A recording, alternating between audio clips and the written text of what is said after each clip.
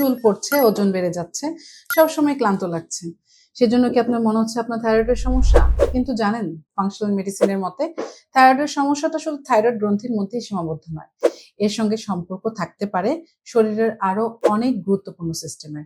আজ আমরা সেই বিষয়টি সম্পর্কেই জানবো। আসসালামু আলাইকুম, আমি doctor Saima Asad, senior consultant AIC holistic care. আমার এই ছোট্ট ভিডিওতে আপনাদের সবাইকে স্বাগত। থাইরয়েড রোগ নিয়ে আলোচনা করতে গেলে আমরা সাধারণত টিএসএইচ, T3 এবং T4 এর কথা বলে থাকি। কিন্তু থাইরয়েডকে শুধু একটি গ্রন্থি হিসেবে নয়, বরং পুরো শরীরের বিভিন্ন সিস্টেমের সঙ্গে সংযুক্ত একটি অংশ হিসেবেই কিন্তু দেখা উচিত। যেমন এক নম্বরে আমরা বলতে পারি লিভার, হজম প্রক্রিয়া ও থাইরয়েডের মাঝে একটি গুরুত্বপূর্ণ সম্পর্ক রয়েছে।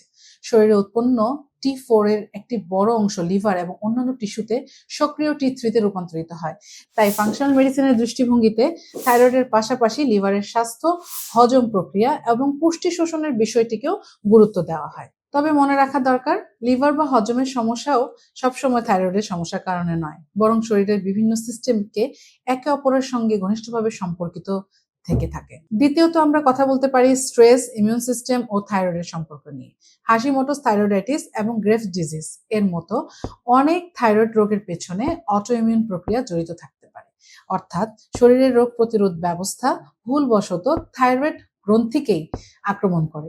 ফাংশনাল মেডিসিনের মতে দীর্ঘমেয়াদী মানসিক চাপ, পর্যাপ্ত ঘুমের অভাব এবং দীর্ঘস্থায়ী শারীরিক বা মানসিক চাপ রোগ প্রতিরোধ ব্যবস্থাকে প্রভাবিত করতে পারে। কিছু গবেষণায় দেখা গিয়েছে এসব বিষয়ে কিছু মানুষের ক্ষেত্রে অটোইমিউন থাইরয়েড রোগের ঝুঁকি ও উপসর্গের সঙ্গে সম্পর্কিত হতে পারে। ৩ নম্বর পয়েন্টটা খুবই গুরুত্বপূর্ণ। নারীদের হরমোন এবং থাইরয়েডের মাঝে তো খুব স্পেশাল সম্পর্ক আছে, বিশেষ করে নারীদের ক্ষেত্রে বয়ঃসন্ধি, গর্ভাবস্থা, সন্তান জন্মের পরের সময়টা এবং মেনোপজে শরীরের উল্লেখযোগ্য হরমোনগত পরিবর্তন ঘটে।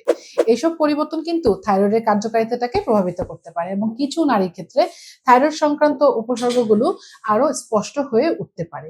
এ কারণেই পুরুষদের তুলনায় নারীদের মধ্যে হাশিমোটোস থাইরয়েডাইটিস এবং গ্রেভস ডিজিজের মতো অটো ইমিউন থাইরয়েড রোগটা বেশি দেখা দিয়ে থাকে। নারীর হরমোন, রোগ প্রতিরোধ ব্যবস্থা এবং থাইরয়েডের মধ্যে এই জটিল সম্পর্ককে খুবই গুরুত্ব দিয়ে মূল্যায়ন করা উচিত। রোগের উপসর্গ এবং পাশাপাশি সম্ভাব্য অন্তর্নিহিত কারণগুলো যেমন পুষ্টিগত ব্যবস্থা, ঘুম, মানসিক চাপ এবং হরমোনের ভারসাম্য, সাথে জীবনযাত্রার বিভিন্ন দিক মূল্যায়নের উপরও গুরুত্ব দেওয়া উচিত। তবে মনে রাখতে হবে, থাইরয়েড রোগ নির্ণয়ের ভিত্তি হলো রোগীর উপসর্গ, শারীরিক পরীক্ষা এবং প্রয়োজনীয় ল্যাব টেস্ট। তাই থাইরয়েড সংক্রান্ত কোনো সমস্যা বা উপসর্গ থাকলে অভিজ্ঞ চিকিৎসকের পরামর্শ অনুযায়ী TSH, T4, T3 এবং প্রয়োজন অনুযায়ী অন্যান্য পরীক্ষা করানো অত্যন্ত গুরুত্বপূর্ণ। সবশেষে এটুকু বলতে পারি, থাইরয়েডের কার্যকারিতা শরীরের অন্যান্য সিস্টেমের সঙ্গে ঘনিষ্ঠভাবে যুক্ত। তাই কেবল পরীক্ষার ফলাফল নয়, রোগীর সামগ্রিক স্বাস্থ্য, জীবনযাত্রা এবং উপসর্গগুলোকেও বিবেচনা করা জরুরি। ভিডিওটি যদি আপনাদের উপকারে আসে তাহলে একটা লাইক দিন, বন্ধুদের সঙ্গে শেয়ার করুন এবং স্বাস্থ্য বিষয়ক বিজ্ঞান ভিত্তিক অন্যান্য তথ্য পেতে আমাদের চ্যানেলটিকে সাবস্ক্রাইব করুন। পরবর্তী ভিডিওতে আবার দেখা হবে। ততদিন পর্যন্ত নিজের এবং নিজের পরিবারের সবার স্বাস্থ্যের যত্ন নিন। আল্লাহ হাফেজ।